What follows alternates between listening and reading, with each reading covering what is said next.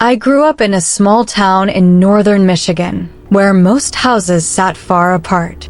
Behind my childhood home, there was an abandoned farmhouse across a wide, empty field.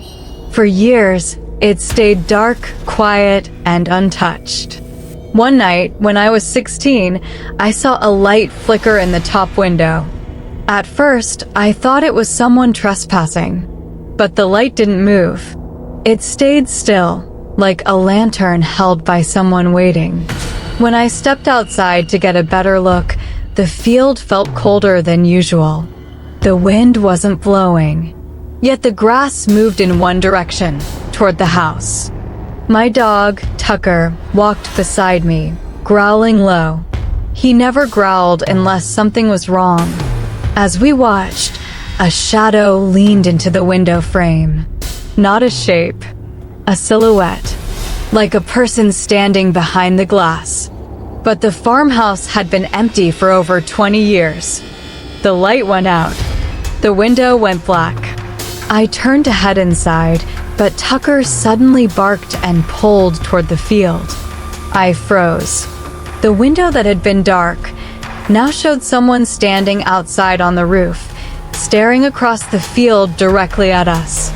The figure stepped backward and disappeared over the edge of the roof. For a moment, I thought it fell. But then the grass halfway across the field began to part, like something crawling beneath it, straight toward us.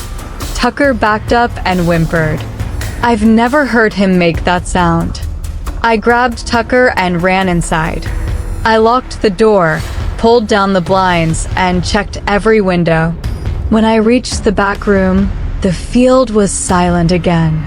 But the farmhouse window, dark minutes before, now had the light back on. Only this time, the silhouette wasn't in the house. It was in my backyard. I didn't go outside. I didn't breathe for almost a minute. The figure didn't move. It stood perfectly still, facing the house.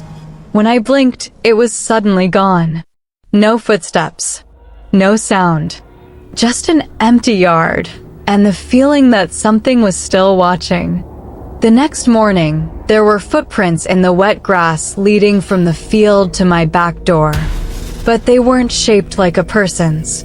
The heels were missing, like whoever or whatever walked there didn't lift its feet. The farmhouse stayed dark for months after that night.